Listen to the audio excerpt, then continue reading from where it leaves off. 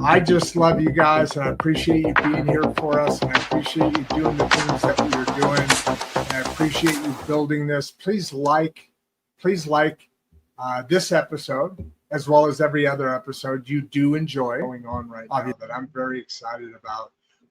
And I see Doge, and I see the realignment of the educational system coming together for a real unique opportunity that we haven't had in a long time. And that's exciting more and more each day.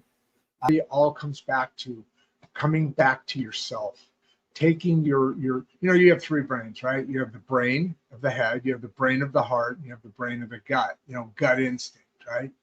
I would love to really be able to get into some comfortable situations where we can start feeding back into the community that we haven't had in a long time.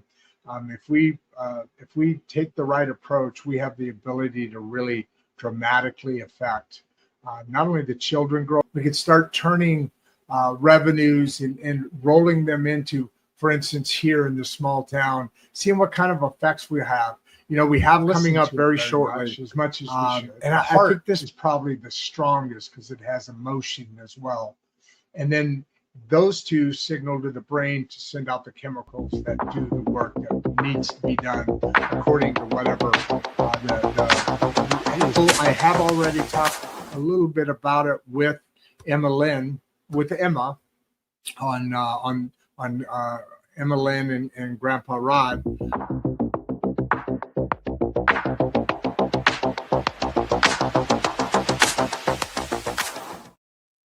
Hello, everybody. How you doing? This is your host, actually your co-host on this show. We're having our first inaugural show. I just mentioned the show that we do on Saturdays with Emma Lynn and Grandpa Rod. Today we have a little bit of a twist. I'm really loving how the show is developing because I get the opportunity to take these opportunities and have another day, or at least an hour and some time with you all, dedicated with my son, Brandon, who's been on the show a number of times now. I think 3 or 4 times before this show, I think, Brandon. And we've talked about different things, primarily around AI and life hacks, creating revenue streams in multiple different lanes. We kind of are fond of that word on this show, but this is our inaugural show. This is going to be every Tuesday. If you read the output, the details, the description, it's going to be across a bit of a span, I should say. We talk about the show, and the things that we talk about are politics, political events, current events, that area, and we have business, and in that is AI, crypto, because business is evolving, right? It's not the old just industrial revolution anymore, or even the internet anymore. We're at internet 3.5 or 4.0 coming up close, maybe.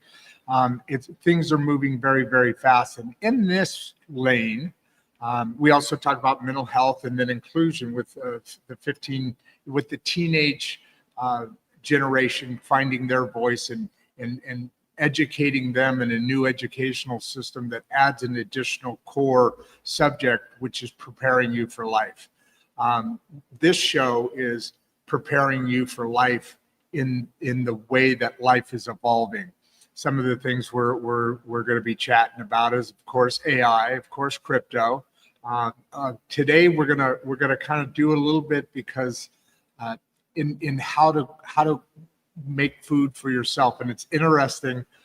Lauren, Brandon's wife, actually had a little bit to do with that in his desire to make some foods that are commonly used but aren't always utilized all the way through the whole food before they're able to keep that going. Wow. Oh, we already have 114 people on. Thank you all for coming in. Please subscribe and like the episode. Assuming you like what you hear, come on, jump on and be part of the movement here. We're just talking about all the different things that we talk about on this show. And I'm honored to bring on my son, my eldest son, Mr. Brandon Duff. How are you today, my young man? I am doing amazing. How are you? I am doing extremely better than I was an hour ago because we're getting to have our first chat here. We're going to be doing this on a weekly basis.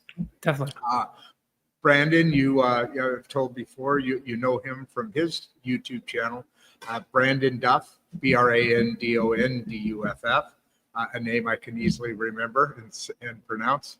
I have a distinct advantage in this name, so I'm proud to show that off. His Discord, he's got a beautiful community over there, and they talk a lot about finance, revenue streams, and different ways of connecting that community with revenue streams. Brandon, fill in anything I've missed and fill out your resume there for us, would you? Yeah, definitely. So talk about all sorts of different things from content creation to real estate investing.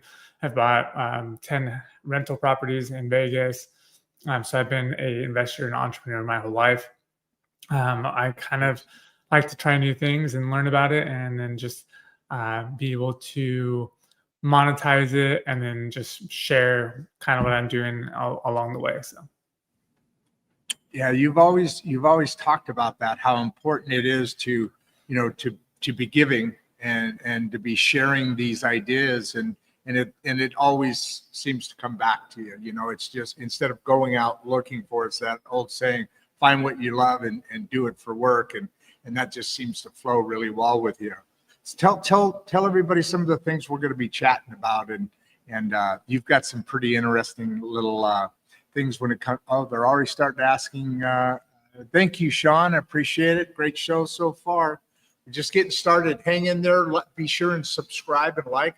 We're on a goal to get to, by Maddie's birthday there in November, to get to 10,000 subscribers. We're making some pretty good jumps. We had a couple hundred over the weekend. So keep subscribing, keep liking, and Brandon, how are we gonna open this up? yeah, definitely. So I've always liked the I've been a very frugal person my whole life, and so I tend to think of ways that I could leverage, my frag, or how can I use something and make money for it. So, for instance, I've always wanted to kind of have a planter, kind of grow my own food, but my wife does not like the whole ugly garden, overgrown, pests all over the place. So I was like, oh, I can just get one of the towers that essentially they kind of look like decorations in a sense, because they grow up, versus having all that soil, all the bugs. It's just done with water and essentially nutrients, which is hydroponics. And so I was like, oh, I can buy one of them. And so by buying it, they have different price points, like 300, 500, like 1,000. I was like, or I can just build one using a 3D printer. And so I ended up buying a 3D printer, and I was like, okay, how can I explain this as an investment to myself? Because if it's just something that sits there, then it's not really doing anything for me. And so I was like, okay, I can print a 3D printer, and that would save me, that'd be like $300 that I wouldn't spend, and I can still keep using that thing, versus a 3D printer or a hydroponics thing. If I get bored of that, I can't really, I just have to throw it away in a sense. And so I can print other things. And so, like, just the other day, my nephew came over, he saw the 3D printer and he was super excited. I was like, oh, I can print something for you. And so I printed him a whistle. And so it still got use out of it, even though it's not monetary, it's like a memory thing. So I think that was pretty cool. And so I printed these. What was that? I was just going to say, the library here has had, at some point, they purchased a printer, and little kids will come in, and it's only the cost of the material. Obviously, a printer works. But what would be cool is to show that too. But they do that here and make little and actually some pretty amazing things can be built with those dang printers. Yeah. Probably get a lot of questions. Go ahead, Brandon. Going with your point. Yeah. So the so I was able to, one, have a monetary value of essentially being able to 3D print those stackable devices. So I actually am not good with 3D printing because I'm not a CAD artist. But if you go and share the screen real quick. So this is Oh, a wow. website called Printables, and they have all sorts of different things that you can print. And so I was able to print something like this, where essentially you put in the seeds here, a little bit of rocks, and then it essentially it grows the vegetables. And I think these are just like some of the people's examples of what they've done. So they put them in Yeah, a that looks beautiful. little thing here. It has the different vegetables, and then you can grow them out. So, and as you can see, they kind of grow like that. But yeah, so that was, you can unshare that screen now. So I was able to print those out, and now I'm doing the seeding. So with the, I had seeds that I got from. I'm gonna put you on full screen. I'm gonna take Okay. myself off so you get a bigger view Yeah, there. definitely. And I want to talk more about that and things you can actually add to it. Ronaldo, a friend of the, actually, she's on the, oh, she's here. She was talking about how you could do like a pond underneath and the fishes nutrients Right. will add new. Go on. So like these are, I'm just seeding the or germinating, I guess, the seeds. And so I have this one of arugula, and then I have a few more that are actually entwined into the paper towel. So I'll put those into the little pieces that are the little, I guess, root stem system, and I'll put that into the water, and the water goes up through the tower, and then it hits the top of the tower, and it percolates down, and it recycles the nutrients essentially. And so you just change out the water I think every month. And so I'm pretty excited Really? on, yeah. And then I've been just using ChatGPT and YouTube to kind of learn on how to do it. If I have questions, I'll ask ChatGPT and use AI to kind of further my knowledge. All right. So this is Ronaldo. She's the one I was mentioning that she's working herself to go back off grid. She has some property out in Colorado, and she wants to go back off grid. She was off grid, and then life goes through what it goes through, and so she's asking about this. I think we'll come back to this because there's a whole bunch of questions here. As you know, great show so far. This concept is brilliant. AI and food growth is the future. So let's thank you, Michael. Let's talk a little bit more about this. How far have you gotten at this point? Because you just started doing this a month-ish ago. We started building these trees and so forth. Yeah. So where is that? What's that all look like? Definitely. So I'm not an expert whatsoever in food growth and regenerative agriculture, I would say. But there are resources like ChatGPT and YouTube that from people that are, and they have all their experiences and their best tips and those sorts of things. So the more information you can condense and bring to like ChatGPT to teach you on what questions you need to ask, because we don't know what we don't know. So essentially just keep asking the right questions, keep, I guess, seeing patterns on what's right and what's not, because sometimes AI likes to hallucinate, as we all know.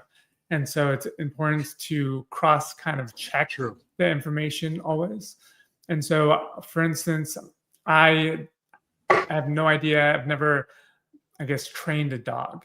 And so I use ChatGPT to train my dog, create a plan in order to do that, like teach these first skills, how to sit, how to stay, tips on doing that. So AI is a great way to learn new skills really, really quickly and teach you kind of the path that you want to go by using AI in order to do that. So like, I think that using AI to learn any skills, kind of like a possibility that most people haven't had ever. And so we now are able to use AI to learn any skill we essentially want. Yeah, and that's the critical thing right there. I've actually taught AI to teach. It's so you like you said, it's got to be good information going in, Right. because you can go down a rabbit hole, and that can happen. I mean, even if you Google, all you're getting the best that we've had up to now really has been the Google, which just sends you some links that you try and figure out. Now what you're doing is you're talking to an assistant that you're training. Right. You got to train that assistant right. That you taught me this. You got to train that assistant right, or it's going to be a bad assistant. I mean, garbage in, garbage out, right? Right. The key that what you're saying there, though, is utilizing these assets that we have that we've never had before. Even yourself, who's kind of grown up in this world, it's just catching up to folks like you, and for folks like me, that next generation down the road, it's we got to catch up to it, because there's a lot of power in what we're able to do. Like you said, we're able to learn things now that we never had a chance of learning before, right? Right. So let's go. Let's see. Wait. I missed something here. What did Discover Kinetic? Oh, he's been on every once in a while. It's an unusual name. Must be from work. Thanks for hosting such a unique conversation. Excited for October 14th. Well, we're excited too. It's here, and we're just kind of opening up the can, right? A little bit, Brandon, kind of talking around the edges, and each show we'll want to focus on one aspect or the other. So right now you're combining both AI with home built Homesteading.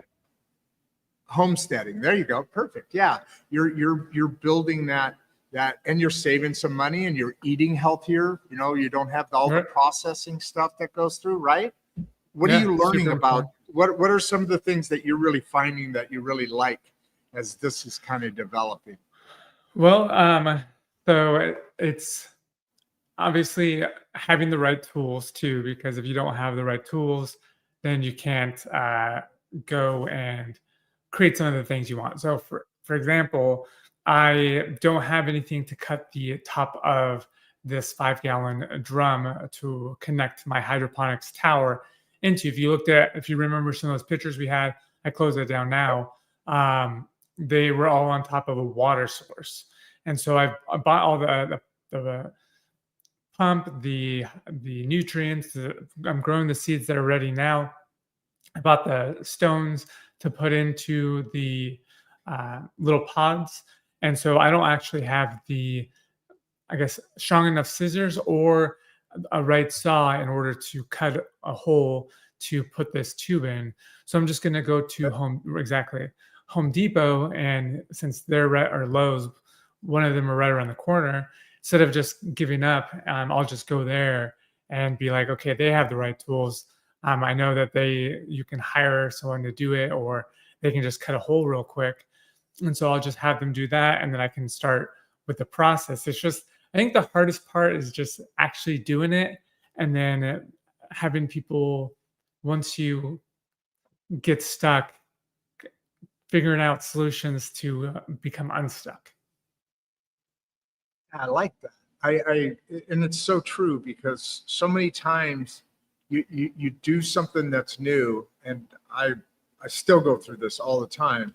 I was doing some repairs at my home, and I was fixing a few things and some things that I haven't done in the past. I'm one type of personality that is in my wheelhouse, and another type I'm not so. But doing it, you get past that giving up. It's a great point you're making there. You do it, and you get past that making up, and then giving up, and then it opens up a little bit of a lane for you to really see what the end result you can actually do it, or you can actually say, hey, I know if I get this point and I get this help from somebody that knows this part, I'm in like Flint. And it's that thing that you just said, and I love that little diamond there that you threw out. And man, just don't give up. Just keep going. You can't defeat somebody who's not willing to give up?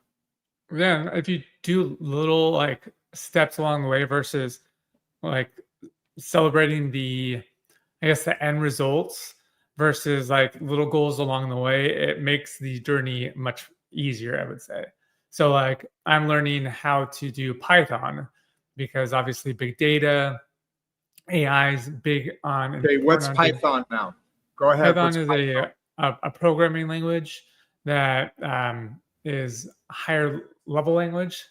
Essentially, it's a way to talk to a computer in a scripting language to get it to do what you want it to do with code.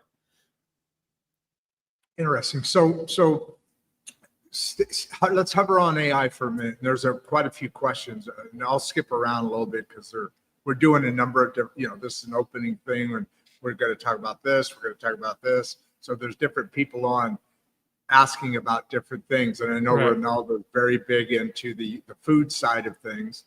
She cooks everything from scratch, so we're going to get a bit of that sprinkled in, probably more than you and I together would know how to answer. We need to pull up an AI, a chat GPT to give her a fair response on that one, probably. But staying in AI, so Python is this. So I've heard when I first started working it, there's no script or no code, then there's some code, and then there's code. So what you're talking about working with Python, is that low code where you start to write a code and it helps you finish that code as it sees what you're doing? Is that what you're talking about, Python, or no? So Python would be the code that the Copilot would be finishing. So like you would be wanting to write some of your code in Python, and then Copilot, which is a Windows-based tool or Microsoft-based tool, Right.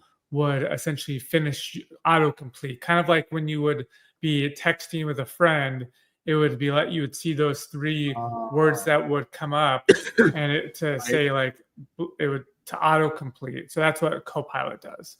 There is other options like Windsurf, Claude Code, Cursor.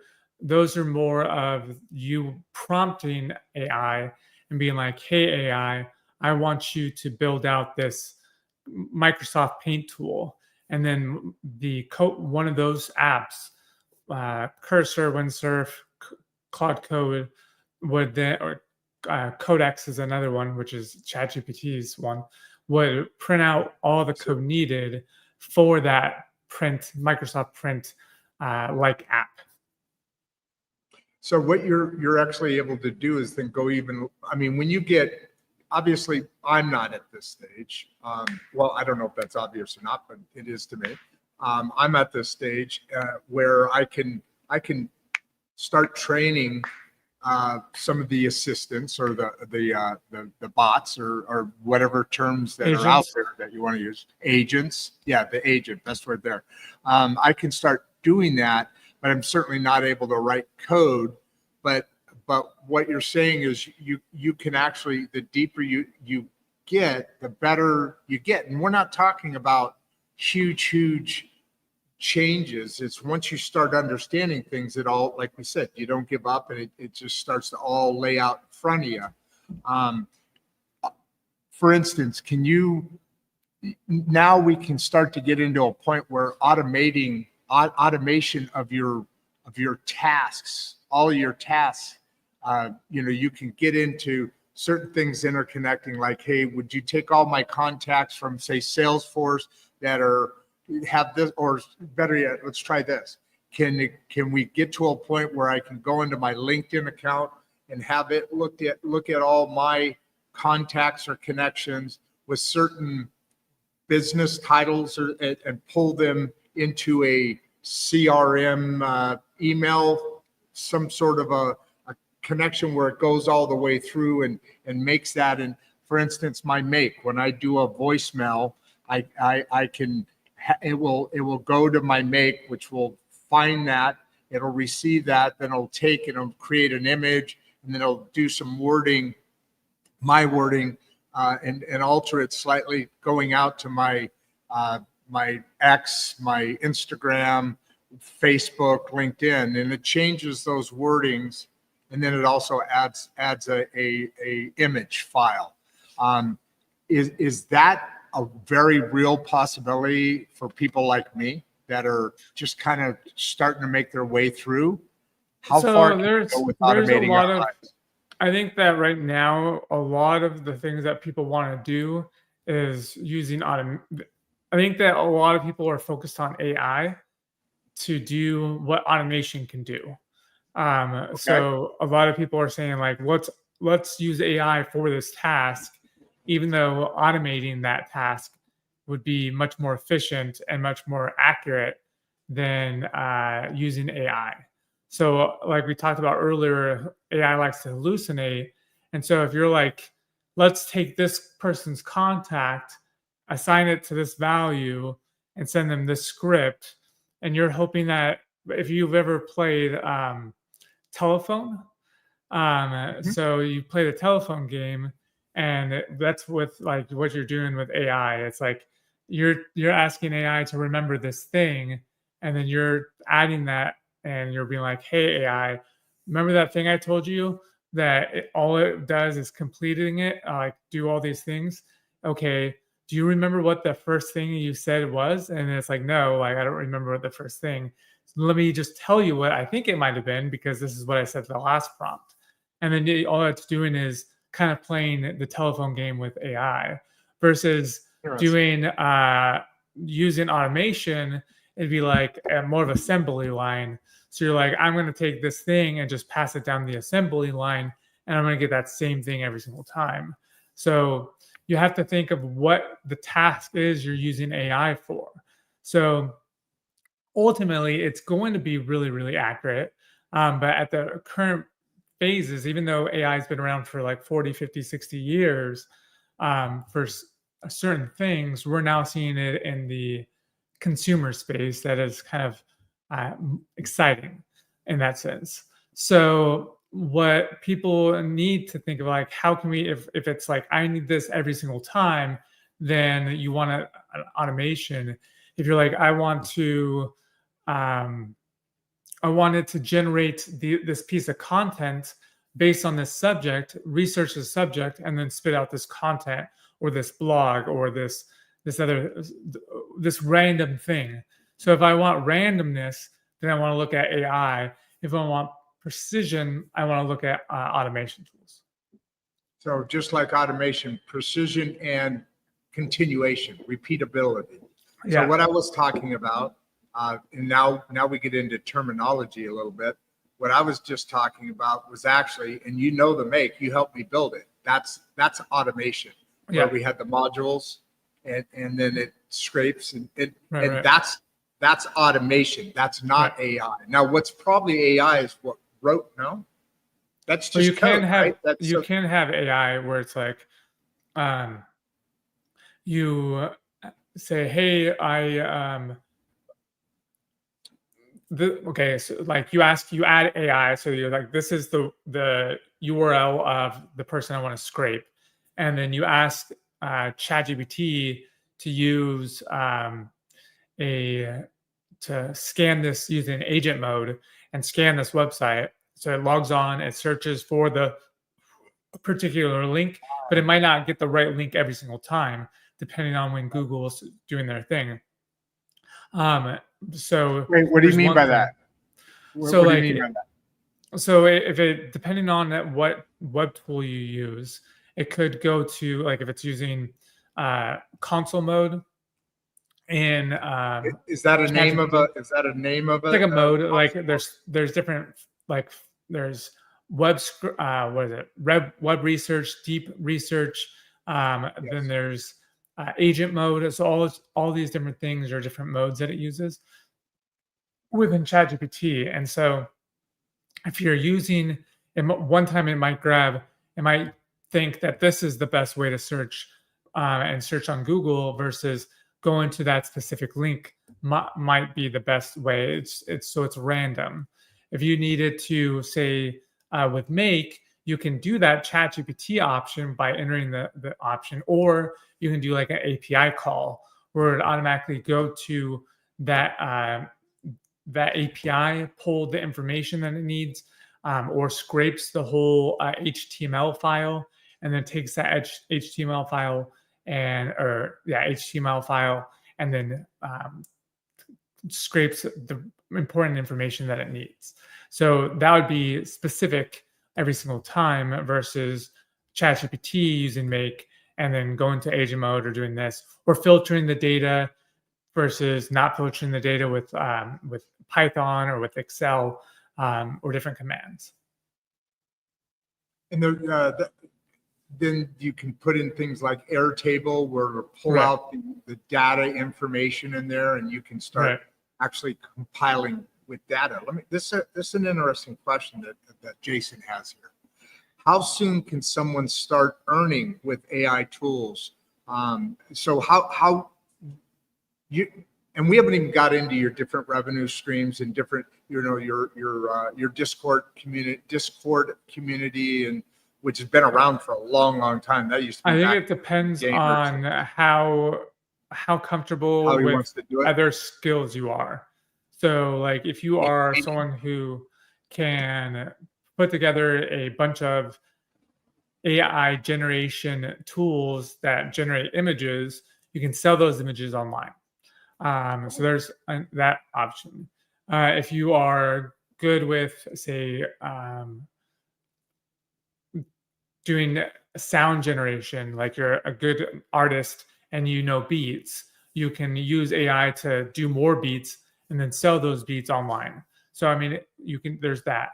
If you're really good with Shopify, and say you're really good with print work, so printing t-shirts, you can spin AI generated images, put them on Shopify, sell those shirts, and do it that way. And then you can scale it with ads, right? There's all sorts of different things. It just depends on how good you are with a skill set and how you are with the AI.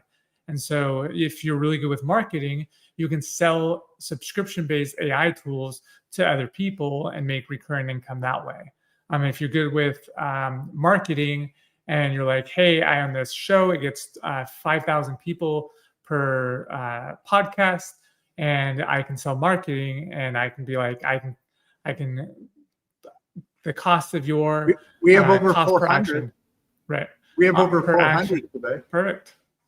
Sorry. Would get you the ability to have a marketing spot to sell that ad spot for eyes or clicks to a particular company or brand. If so, it just depends on if you're good with 3D printing, then you can get a 3D printer. You can then use AI to spin up a CAD drawing. You could edit it with any other way, and then it's 90% done. And then so AI is good at 90%, and you just need to be good enough to limp over the extra 10% in order to make things happen. It just cuts down on time on essentially most things. That's it, exactly. AI is not a human brain. It's not necessarily creative. What it is, though, is able to follow instructions that someone you give it, and it goes out and it has an incredible research portfolio. It has this ability to scrape and pull information, like you said, to save all that time and frustration and keep your creativity going in whatever it is that you're doing, right? Right. I love that question, Jason. Just kind of a follow-up here. Brian can beginners use the methods without technical skills? The answer is yes. I know this. However, I tell the story all the time. When Maddie was born, we were there, and one of the days we were in the kitchen. You just made this beautiful air-fried egg sandwich for breakfast thing that oh God, that still makes me hungry thinking about that. But you showed me ChatGPT because you were doing something. And I think finally you said, okay, here, Dad, this is what you need to start here and go there. And then I was working on it and playing around. Then I started I saw how it could be automated, how a lot of what I do can be automated and allowing me to be able to do it, because just one man band you only got so much time, right? Right. And then you got me to a point, and then you're like, okay, there's one error in here. When you find it, I'll help you again. You made me go back and do my own work. So it's a matter of time and effort that you put in. But yeah, with zero skills, you can get started. But what does that look? How does that look? To answer Brian's question here, how much? And it all depends. But how much can you do? And what do you suggest for somebody like me back in the day, and somebody like Brian here that's wanting to figure out how do we get started? I got no skills in this stuff. Maybe a marketer, maybe a salesperson. How can this beginner get going? I think you explained it perfectly. Like we don't know what we don't know. So if you are able to use, I think ChatGPT is great for a resource to bounce ideas off. And so if you can bounce ideas off of it, then you're able to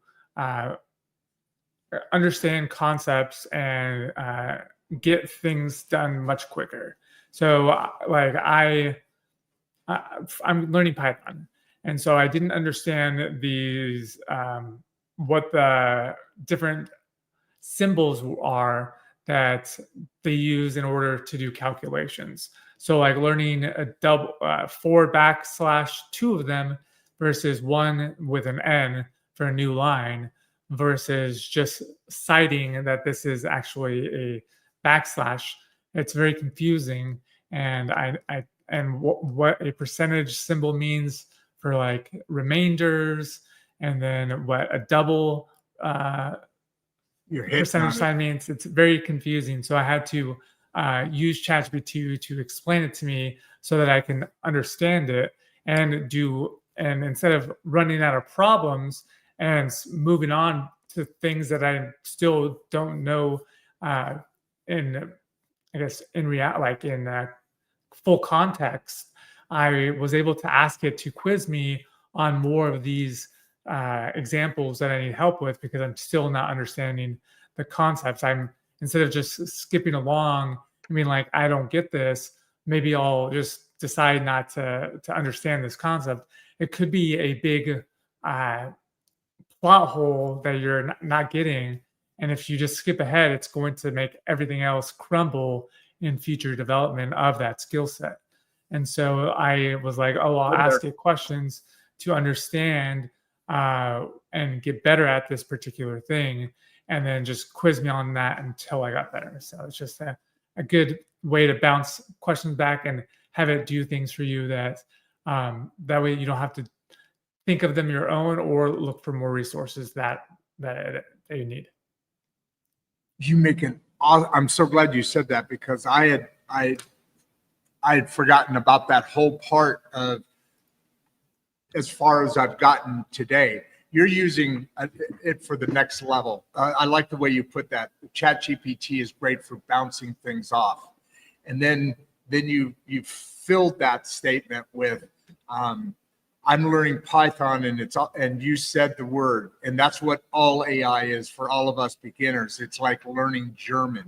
It's a new language, all these new terms, and that's that. So I did what you suggested back in the day, a couple of years ago, and still today. The more complex it gets, I bounce it off ChatGPT. What does this mean? And then it says, oh, okay, that makes perfect sense, because it's talking to me like me, right? I've trained it to a point good enough to where it's like, oh, yeah, Rod, well, he understands it this way. And because we've been chatting for a couple of years, and he's been training me. And now when I ask those questions in that way, it does exactly what you said. For this guy, a beginner, and for advanced, and then learning advanced stuff. Let me ask you a question, just to give it a little bit of a curve here. Did you learn about the getting a scholarship? Scholarship, I think is right word, with what you're doing on your driving and earning a paid for tuition or scholarship for it's Arizona State, right? That you're now enrolled in. So when I was renting cars to Uber drivers, I had That's right. You had a have, fleet of cars you were renting yeah, out, right? yeah. And so I was kind of doing market research to kind of figure out what is the um, best kind of, how are these people affording to rent my car, and is my price point good? Is it too low? Is it too high? So I started driving, and I did probably halfway of what the requirement was, and then we had our first child, uh, and then a year and a half went by, and I found out that if you do 2,000 rides with Uber, they pay for a full degree. And so just through market research, I was like, oh, I guess by learning and doing the things that you teach and being in the industry, you're able to know what people, kind of what the right questions to ask to better your understanding of using AI and getting better at it. So, I mean, I think understanding the concept as a whole is very important, and you can learn. But it's just, I think that just, and this goes with any skill, just by taking action and learning is going to be your best way of actually seeing what works best for you. You can rely on AI all the time, but if you don't actually take action with anything it gives you, then you're in the same exact platform or the same exact situation that you were previously. You're just with more knowledge or less knowledge, depending on if it hallucinates or it doesn't. So you can't ever test that theory or test if it's actually working for you by just sitting on information, because information is cheap, but Got to use action it. is most important. So well, I've got a little bit of a challenge here. About half the questions remaining are about food and half are about AI. Yeah, Let's start with AI, and we'll bounce around a little bit and come back to the food ones, because there's some really good. I like this urban renters. Try Homestead hacks with no yard. So I know you're going to be able to answer that, because there's a whole setup. We've got 413 people on right now. So let's. Do you want to stay with AI? Is that good for you? Yeah. And clear those questions out, and then come back up and start with Ronaldo. She's got a couple of different really good questions here. Perfect. I'll answer this question, and I'll let you go full screen for a second, and then we'll answer a few of the other questions. So, what platforms do you recommend for side hustles for 2025? I think that there are always good platforms to use, not necessarily the trends. So I think that, for example, AI is the trending thing, but there's always good platforms that you can always make money and side hustles with. So it just depends on your ability to sell the thing that you're promoting, and your messaging or your marketing, that you can convince others of why it's a good use or a good thing to use. And so I'll give you an example. I've always liked Facebook, YouTube, Instagram, Fiverr, Upwork, LinkedIn. I think they all have their place. You just need to figure out what works the best for you, what you resonate with your audience on which platform, and kind of what you have to offer, and if other people will believe in the product that you're trying to pitch them. And so I think it really just depends on you and what your favorite platform it is, and what you can convince the most people and why they need your help, or whatever the product is that you're using to solve any of their issues. So I like Fiverr because they find you more clients, and then you can upgrade those clients into much higher price points by using one thing that leads to another thing. It's kind of like it's paying you for your own lead magnet, and then you can upsell them on that next thing. Upwork is great, similar thing. You can get essentially a hourly wage if you want it, and you can, as the contract ends, you can upsell your own skills into that next thing or find contract work. So there's all sorts of possibilities that you can use these different platforms for. Facebook has a great platform for groups of your perfect audience that are all in the same group, depending on what you like. If it's podcasters or podcast guests, you can go in there and find millions of people that want to be on different podcasts and their skill sets completely for free. If you are into home gardening and you want the best tips, you can go in a group and all those people that are like, hey, we like gardening. And then if you are say like, hey, I create organic sod or fertilizer for do-it-yourself people who have their own little gardens, you can go in that group and find thousands of people that all like organic gardening, and now you can sell your product there, or you can find tips or whatever that is, or you can do market research and see what the latest concept is that people are talking about and capitalize on that. You can drop ship it and be like, oh, I have this product. You buy it from somewhere else, you drop ship it to the customer. Now you don't have to create any product. You just need to have a revenue stream that you need to tap into. So it just really depends on, like we said, your skill set as a marketer and what you can offer to the greater good and what problems you can solve. It's not necessarily what is the best platform. But staying there for a second, I utilized school for a little bit. I kind of held it off because it was way ahead of myself, and I've not used Discord. I know you use that, and then you just talked about Facebook groups, which I've seen different groups on there. Is any one? I know it depends on what you prefer, but is any one more geared towards one way or another that's more or less effective, or does that not matter? It just depends on your own desires. I know there's different funding formats and price points and so forth. Have you tried all of them, or you? I think you're basically just on Discord, right? As far as that goes. So I think it depends. I don't know. So and I'm gonna kick it back to you in a second, so you can go full string. I messaged you in the private chat for a second, but so Facebook, you can go on there and find your perfect audience, and then you can essentially direct message them and be like, hey, blah blah blah blah blah, and build that relationship faster. And so Instagram, Facebook, TikTok, in a sense, they all have a direct message feature, which is allows you to build a relationship quicker, I think, because you're not just consuming information, you're exchanging ideas.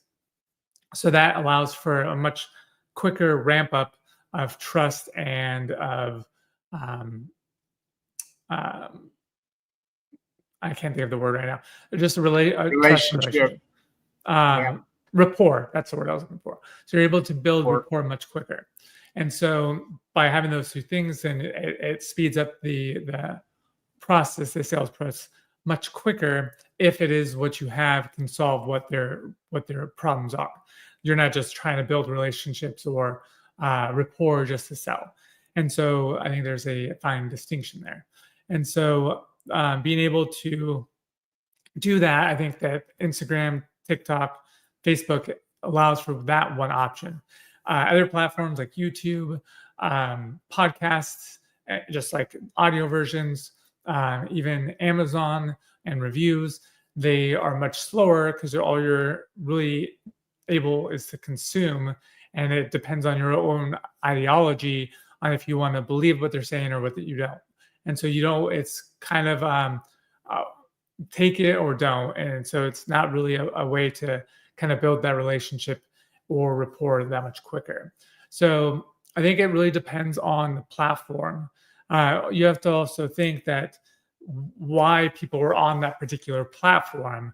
So like you have to think that YouTube is a great way where people are trying to learn something, like how to do this, or entertainment in a podcast, or just to scroll with shorts. LinkedIn, people are business minded. They are looking for a job or they're looking for candidates. So like small talk probably is not the best way to do it. They're like, let's like more professional, like really like school. The school community like you're on is a great way to get information, get tutoring, get help, and kind of like the name kind of has, school implies. Thank you. So it just really depends on the platform and what you're trying to aim for, and then your messaging, and that kind of goes hand in hand with market research and the actual marketing stuff. That is excellent points. I'm going to grab a couple of questions here, and we'll make sure that we've got some nice crossover. We've got 413 people still on. Let me see if I can go through a couple of things here. How much space do you really need for micro gardening? We'll get to that in a second. Can beginners use these methods? I really like the way Brandon was just talking about how much that ability to evaluate, and this is a different sort of thing. And Mario, thank you very much. I think you were on yesterday. I saw you on yesterday. Always delivering value. Thanks for sharing this. This is a weekly show.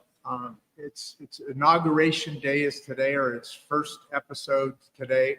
Brandon and I have played around with some other guests, specifically in the crypto, the blockchain, and the AI space. He and I have had some other guests come on, and I think we'll also add to that format. I've actually talked to my other son, Austin, about doing some farming, and we might pull something together here on that. But really love the energy of people coming in and looking for this advice and this information. And Brandon, I really appreciate blocking those out and laying out for us what are the best formats depending on this need or that, your skill set, or how those things roll out. I wanted to get just right down into here. Let's switch over a little bit to the luxury rental doctor. She was a guest on one of our shows. She's doing a newer style of custom medicine, meaning she does a lot of work in utilizing today's skill sets where you're able to communicate in the way we are now versus needing an open office space. But she asked here, how much space do you really need for a micro garden? And that's going to depend on what you're making and so forth. Like you started off with lettuce, you have the new, what kind of things? I mean, I know where you're putting your garden, and so to speak. And so what does yours look like? What are you utilizing? What are you using? What are you growing, and how much space are you needing for those things? You can go up now instead of out, so I assume there's some definite advantages there. So I have 4. So each of these printed things are 4, and there's a spacer, and then there's 4, and there's a spacer, and there's 4. So it's about probably like 4 feet tall. Then you add the 5-gallon bucket, so another 1.5 feet. So it's probably just around 6 feet tall, maybe a little bit less. And so that's Each 12. tower. Yep, and 12. What was the question? How much space do you need for a micro garden? Oh, no. I said each tower. Oh, yeah. So each tower is like 6 feet tall, and then each ring has 4 on there. And I've just been asking ChatGPT how much to use, and so I just put. So I have to go, like I mentioned, to Home Depot and get a hole cut in the top of a 5-gallon, so I can place the tower on top of the 5-gallon, and then I'll use this plastic sealant and I'll glue it to the top, and then I will be putting each of these seeds in there. And so I have gypsy peppers, jalapenos, and butter lettuce, thyme, and arugula. And so I'm just going to put them in each of the slots, and then use that, and it should, so the water goes into the 5-gallon.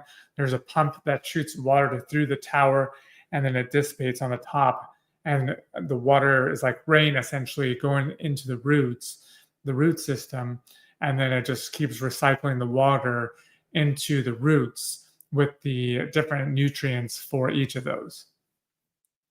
Okay, so we're all considered your tower system that you have for growing each, and you're growing different vegetables in each of the 4, right? Or you may have 2 of lettuce and 2 of something else, or right? I mean, is that what you're doing, or is it always each one certain vegetable? So I'm going to be doing lettuce at the top, and then more jalapenos, and then more spices and stuff on the very bottom, because I don't need as much room. For me, it's asking ChatGPT and trial and error, because I'm not really worried about losing out on a week or 2 or adjusting on the fly to see what works best for me. And so I think it just depends on you as a person. Like, I'm not a perfectionist. Like, I'm like, okay, this is good enough, and I'll understand a concept, make sure that I'm utilizing it to what I feel is good enough, and then I will keep seeing how I can improve on to that. But ultimately, like, I don't know, I've only printed the 3D printers, and that is enough for my square 3x3. So if you have a kitchen with a little bit of room, like 3x3, 3 by like this, so it grows out like this. So it's a big tube that's like this big. It prints out like 3x3, and then you can put it in a closet. You can put it in, but you have, depending on obviously the space, the plant needs, or the vegetable needs light, or it needs a particular temperature, humidity, water, nutrients. So that's where you use ChatGPT to find out, or you watch a few videos and learn about other people and what they've done. So using AI is a great resource for you to learn what you don't know. You're going to learn by taking action and by then constantly adjusting, versus just hiring a professional to teach you or take courses or whatever. It's a good substitute to learn things right away. So do both. Like, I'm at college because you got a free education through Uber by learning with asking questions. And so I'm using that with ChatGPT, with YouTube, to learn material even quicker, and not having to rely on the professor to get back to me at, between these office hours. I'm essentially speeding up time by utilizing a professional to when I need to, and then utilizing a ChatGPT as a professional for answers I need right now, or to give me a research source, an additional resource for what I need at this given point. That whole combination there is an interesting approach, because you're flipping the script a bit. So you're going to college to learn the Python language, and it's part of computer sciences. Is that the It's degree? information technology. Information technology, which is probably one of the more critical things that available in the world today. But what you're doing is you're saying, okay, I'm taking these courses. I've got an expert teaching me this through my class that I was able to figure out. But there's a theme going here where you're getting curious about something. You're utilizing the available tools that are there today, and then you also don't eliminate the experts. You instead of giving up, you get assistance where it's needed, but not just all of it, because you want to learn, and you learn best by doing. And to answer Lucy's question here, outside of weather and so forth, basically you've got 3x3 square and you're talking about half a dozen different, whether it be peppers, spices, lettuce, or jalapenos, or other foods, you're gaining your kitchen supplies here and there's a return on that. But as far as being urban, yeah, you can definitely do it. You just need this space and you need certain weather conditions, and that you bounce again, same thing. You're bouncing it off of Chat GPT to get those details. Then you're trying it out, and when there's something that's stuck, you go to an expert, say a teacher or a professional, a consultant or something, and you're grabbing that when it's necessary. ChatGPT will get you 90% there. Yeah, and that's something we're really finding out a lot. How long until this is going to depend on the food? I get it. Fine Gulf real estate, but I mean, those seeds that are in the napkin, the little seedlings. What was arugula? What was that again? Arugula. How long did those take to go from seed to where they are now? 4 days. You're just wetting a napkin, right? Yeah. Right. And it took how long? Like 4 days. So 4 days. You're going to be planting those in one of the 3D model holders that. What's the word? I'm sorry, I don't know the right pods. You're going to be putting that in a pot, and what? 2 weeks until it produces, or probably like do you know? Do you know at this 4 weeks? Point? Okay, so there's about a month, but from seed to month-ish, seed to I can ask ChatGPT in your belly. Are you going to ask ChatGPT? There you go. To eating food table.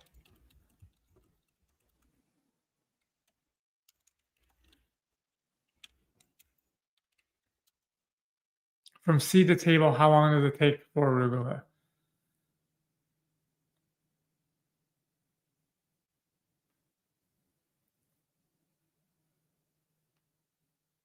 Your eyes, it's telling me right now. I think it's so it says germination takes 3 to 7 days, which I'm at right now. Seedling to harvest leaves 30 to 40 days. So 4 to 6 weeks. All right, 4 to 6 weeks, and you got food, and then I assume there's seasons every 2 weeks. Every 2 weeks, it'll reproduce every 2 weeks. I think there's probably a limit on what it can produce, and you just keep replanting seeds during those harvests. As Mario put here, Brandon and Rod always deliver value. Thanks for sharing this. I just wanted to repeat that. Going back to Ronaldo here, and you're okay. We got a couple more minutes here before we wrap, but you're okay right now on time, right? You're okay. Yeah. After these last 2 questions, I think I'm out of here. Yeah. And actually, I think Williams just Ronaldo got a little off course there. She says, if you grow more than you need to either know how to for long-time storage or barter with someone that has something you need to have but needed. Yeah, so I think it goes back to her first question, which was, what do you feel to be most affectionate with canning, freeze drying, dehydrating? I think it just depends on the food, because freeze drying, I think you need to, it either dehydrates it or just keeps it flash frozen. And I think I'm not 100% sure. Canning, obviously, it depends on how you can it. If it gets it's canned improperly, if you don't forget the word, but essentially you take the volume out of it by boiling it at a high temperature. And then obviously storing versus dehydrating. Dehydrating takes all the liquid out, and if you leave a liquid with it, and it can spoil. I think it just depends also on the food, because some food you can't necessarily can, and some you can't necessarily dehydrate. So I think it depends on the food. I think it just depends on the food and what your need is.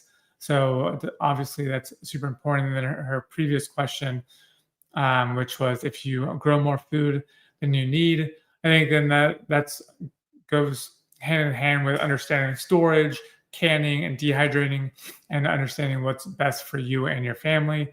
So I think it just depends on you as a farmer. And so it just figuring out what best is for you. I have a little dehydrator at home every Sunday, which right after this, I'm actually going to do this. I'm taking my this thinly steak steak, putting marinating it for 24 hours or so, and then I'll dehydrate it, and then I'll use that for snacks throughout the day. And so I never Kind of like a do jerky? more. Sort Yeah, of like jerky. a jerky. Yep. So I just make jerky at home instead of paying for the huge overhead. And so then I just take that. I don't overproduce, so I don't share it with anybody. And I have it dehydrated enough that it lasts me for the week. And I enjoy jerky at home every single week or every other week. Just depends on when we go. But there's also, on the second half of that, if you are somebody that has a production that exceeds what you're needing, and neighbors, this is becoming more and more of a thing, Right. almost like a commune, where somebody's growing some eggs, somebody's growing arugula, somebody's or multiple vegetables and maybe even some fruit, and so you're kind of passing that around, and again, you're saving money, but even bigger than that. In my opinion, well, saving money is always important, obviously, but even bigger than that is now you're eating foods that are much. Somebody once said that the ground isn't as fertile as it. Well, it's all the other stuff they do in processing, and the FDA is not necessarily done as we're finding out. We have red dyes that are illegal in, I think, most of their countries. We have that in our foods. And that's just one little tiny easy example of what goes on. I mean, if you put a McDonald's hamburger out, you set it, it'll last for like a month or something without, whatever, some ridiculous amount. Same with apples, with all the stuff that they put on them. And they last far too long. Why do they last? Because there's things put in them. But I mean, yeah, I think we're headed the right direction here. To give credit where credit's due, I know Michelle Obama started doing this back in, I think it was their first term, being first lady. She said, everybody go out and, start a farm. It was weird because she was kind of scoffed at, and that was kind of laughed out the way. But here it is. What would that be? 12, 14 years later. And there's a lot of this going on, Brandon. I mean, do you agree? There's a lot of that going on. Final statements. God, that's a great question. I would say take action on anything that you wanted to learn more of. You can use there's no reason for you to learn anything today.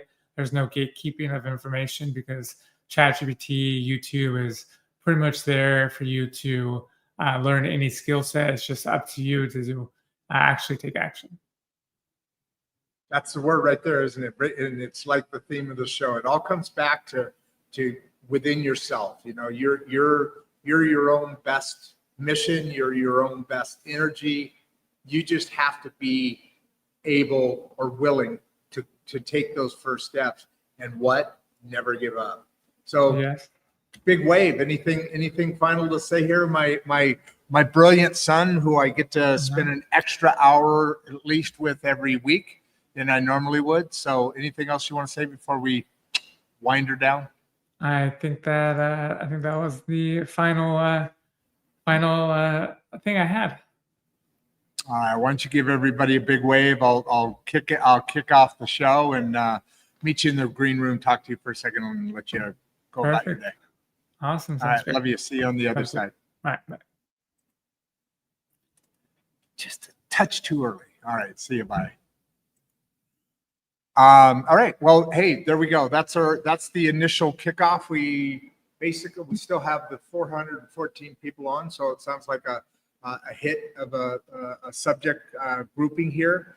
I want to get into some blockchain because I still want to understand more about the automation, the AI, the crypto. I'm a crypto owner, by the way, Brandon. I don't know if I told you that. I bought a little crypto. I know I've mentioned it on the show before. Always weirded out by crypto, but now that I'm starting to use it, meaning I'm not really using it, I get it now. I get I get a big enough part about it that it's starting to make a little bit of sense. So I'm excited about that. Come back here every Tuesday. On Monday, we talk about education. And on Saturdays, we're going to probably mix that up a little bit, maybe with some traditional farming, like taking the food that Brandon's making and then cooking that in different ways. And Brandon he introduced me to air frying, which I strongly recommend to everybody out there. I actually have an air cooker now. Instead of the stove, I use this, and it's really, there's not much of a difference, but it just comes out better. It just comes out fresher and cleaner, and you're not adding oils, and certainly frying's an old way of doing things, and maybe less and less in our futures. Here on Insights and Straight Talk, we're talking about mental health issues every day. Please subscribe. Get us to 10,000 subscribers. We're making some good headway. I don't know what the numbers off the top of my head are here now, but Insights and Straight Talk, come subscribe, like the videos, join the movement. I'm your host, Rod Duff. Before you leave, if you'd like to watch another one of the podcasts, click the first link in the description. We love having you here, and we appreciate all your support. And with that, producer Barbie and I are out.